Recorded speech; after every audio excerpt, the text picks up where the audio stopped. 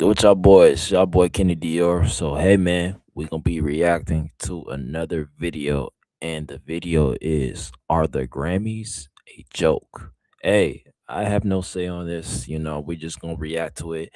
And hey man, before y'all do anything, make sure y'all go subscribe to the channel. We almost at 900 subs. I appreciate that everybody who subscribed to my channel. And before we watch this video, make sure y'all go subscribe to my Instagram too at Kenny.Dior. And please send me some videos so I can react to. But hey man, let's get to it. Decades. Winning a Grammy has been seen as the ultimate stamp of greatness in the music industry, but lately, that idea started to fall apart. With some of the biggest and most influential artists in the world getting completely snubbed by the Recording Academy, fans are asking why. One of the most controversial snubs, especially recently, is The Weeknd. You see, in the early 2010s, The Weeknd was practically the poster boy for the Grammys. He represented everything they wanted: talent, artistry, and commercial success. This led to his first Grammy nomination in 2014. Years later, he won his first Grammy for Best Urban Contemporary Album for Beauty Behind the Madness, along with Best R&B Performance for Earn It. He also won in 2018 for Starboy. The Weeknd was on top of the world. It seemed like he was the next Taylor Swift, bound to sweep the award show for years to come. But at his peak, Beyonce has the most Grammys, I believe. So I don't know why you said Taylor Swift, because Taylor Swift don't got the most Grammys. But hey, this is where things went downhill. In 2020, The Weeknd released After Hours. This was one of the and that is one of the most overrated projects of all time, and I still stand on that to this day. biggest albums of all time. Of course, it debuted at #1 on the Billboard 200 with Blinding Lights charting as well. Not only did it reach #1, but it is now known as the most streamed song of all time. No other artist had reached heights like this. Given this information, The Weeknd was bound to sweep the Grammys. But oh boy, we were wrong. Despite the record success, After Hours didn't receive a single nomination. Not even hit tracks like Save Your Tears and especially Blinding Lights. Yes, the Grammys are opinion-based, but you would think commercial success would have a play in it, especially being the most streamed song of all time. Abel was livid. In response to the controversy, The Weeknd spoke out on Twitter. The Grammys remain corrupt. You owe me, my fans, and the industry transparency. I can say this about Chris Brown too, because Chris Brown should have how many Grammys? So yeah, y'all not the only one. So I feel like the Grammys are rigged. I honestly do believe that, because I don't know if y'all remember that 2012 Grammys when Kendrick Lamar got robbed. I believe from Macklemore, when Macklemore won that Grammy, the best hip hop album or some shit like that, and he lost to Kendrick. I mean, Kendrick lost to Macklemore. I think that is the biggest robbery in Grammy history. We all know that Grammy should have went to Kendrick. He boycotted the awards ceremony for years. The Grammys' viewership suddenly dropped by half. I'm sure other factors were involved, but having the most famous artist in the world speaking out against an institution, there's definitely going to be some negative effects. 5 years passed, and The Weeknd still boycotted. Finally, in 2025, the Recording Academy reached out to him to make amends. The two parties made peace. The agreement was announced at the 67th Awards, following with a performance by The Weeknd and Playboi Carti. I'm so honored to leave you with a sentence that I'm surprised Cardi did not get nominated for a Grammy. That is crazy to me. I wasn't sure would ever be said on the Grammy stage again. Please join me in welcoming back The Weeknd. The relationship was restored, and with the release of The Weeknd's final album, Hurry Up Tomorrow, it was certain to be nominated, but yet again we were wrong. Despite being critically acclaimed, Hurry Up Tomorrow didn't receive a single nomination, not even a single track. Timeless was one of the most popular songs of the year, but no nomination in sight. It shocked me that Doechie's Anxiety received a nomination instead, and don't get me wrong, I'm a Doechii fan, but I don't think that Anxiety was better than Timeless. This was a spit in the Yeah, I agree. I think this should have been nominated before Dolce's album. I'm just saying, by far. I'm not really like the biggest The Weeknd fan, but I can give credit where it's due. That album was everywhere, and it definitely should have been nominated for a Grammy for sure. Like you can't hate on it.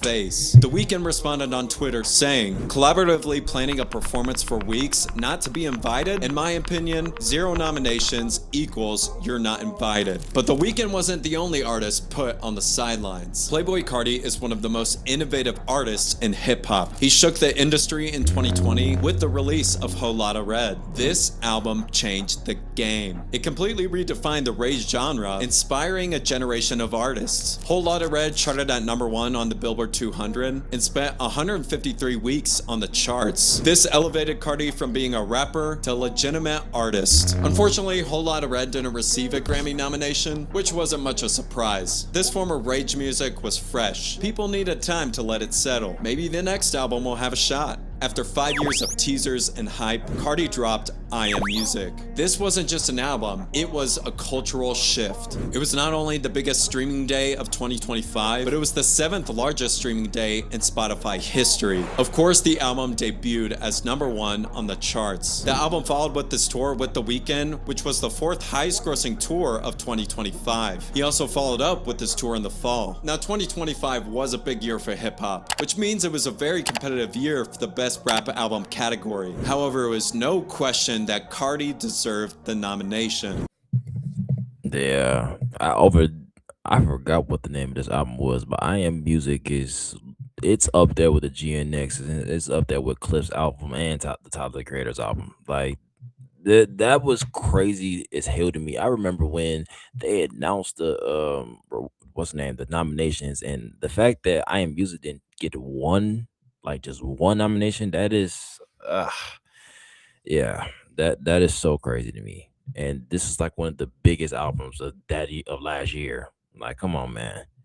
But when the nominees were announced, Carti didn't receive a single nomination. Like The Weeknd, even his singles weren't nominated. I understand that some of his music isn't for everyone, but massive tracks like Evil Jordan and Rather Lie deserved recognition. He also joined. Nah, at some point you gotta give an artist credit where it's due. Like, this is one of the biggest streamed albums of all time, and the fact that this shit didn't get one, come on, gang.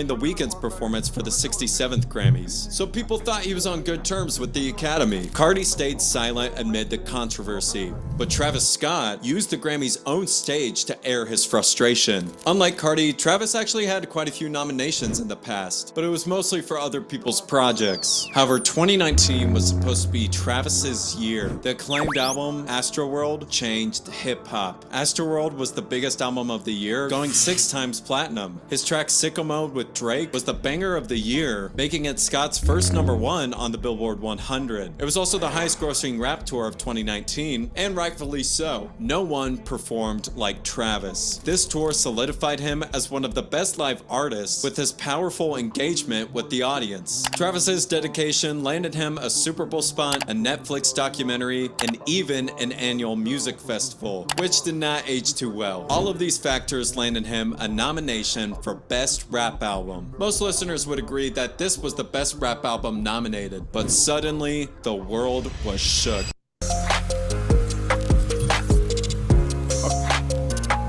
Fucking hate ads. And the Grammy goes to Invasion of Privacy. See, I will argue this shit with anybody. It is not crazy to say Cardi B deserved this award. Granted, I understand how big Travis Scott album was. I understand, I get it. But Invasion of Privacy has so many songs that went diamond. So and Cardi B was huge too. So you can't say it's crazy to say Cardi B didn't deserve it, because she did. Now, I would have gave it to Travis. But if somebody said Cardi B didn't deserve this Grammy, you crazy, 'cause that girl was everywhere. That girl was literally everywhere during 2018. Like, we got to give Cardi credit. Cardi B! This went down as one of the most controversial moments in Grammy history. Although Cardi B's album was decent, Astroworld was not decent. Is crazy. That shit is far from decent. That album is far from decent. We got to cut it out. one of the most impactful albums of all time. Rightfully so, Travis was visibly upset. Travis was determined to create an album so strong the Grammys couldn't ignore him. 5 years passed and Travis released his next solo album, Utopia. Just like Astroworld, this album broke record after record. The album Circus Maximus Tour even became the 4th highest grossing rap tour of all time. Of course, Utopia received a nomination. Although it was facing up against Her Loss and Heroes and Villains, Utopia had the strongest chance. My God, my partner and everything I do, David, he called me. He was like, yo, we're nominated again for the Grammys. I was like, yes. Okay, this time we gotta just bring it home. But what happened next, no one saw coming. And the Grammy goes to Killer Mike. Who? Fans? Yeah, nah, this was crazy. Yo, that shit was crazy. Hey, nah, that was crazy. Killer Mike.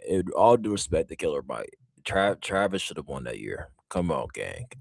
Were outraged. It'd be one thing if Travis lost against Drake or Metro Boomin, but Killer Mike? Of course, Travis was fuming. So much to the point that he called out the Grammys on their own show. Travis was nominated for 10 Grammys, but didn't win any. Even Fiend, his most popular track from Songs of 2023, failed to receive a Grammy nomination. So why do the Grammys sleep on these artists? Well, it could be a number of reasons. Each one of these artists are fairly controversial. Backlash for the death of multiple fans during his Astroworld festival. Cardi has been exposed for domestic abuse and past relationships. And The Weeknd didn't do too much, but he did release a controversial TV show. But hip-hop is also a pretty divided genre. Listeners either love it or they hate it. The Grammys usually choose albums that fit the stereotypical mold. So if a rap or pop album doesn't fit the mold, then the Grammys don't want it. Tyler, the Creator, even called out the Academy for this. It sucks that whenever we, and I mean guys that look like me, do anything that's genre bending, or they always put it in a rap or urban category. When I hear that, I'm just like, why can't we just be in pop? The Grammys are all opinion-based, so there'll always be disagreements whether or not their artists fit their box. Regardless if the Grammys choose to evolve or stay stuck in their ways, one truth remains clear. Their bias has affected countless artists, often at a heavy cost. Yeah, I think the Grammys definitely has to change a lot of stuff about themselves. But hey, man, that's gonna do it. Make sure y'all go subscribe to the channel. Thank y'all again for tuning in, and I'll see y'all on the next video, man. Peace.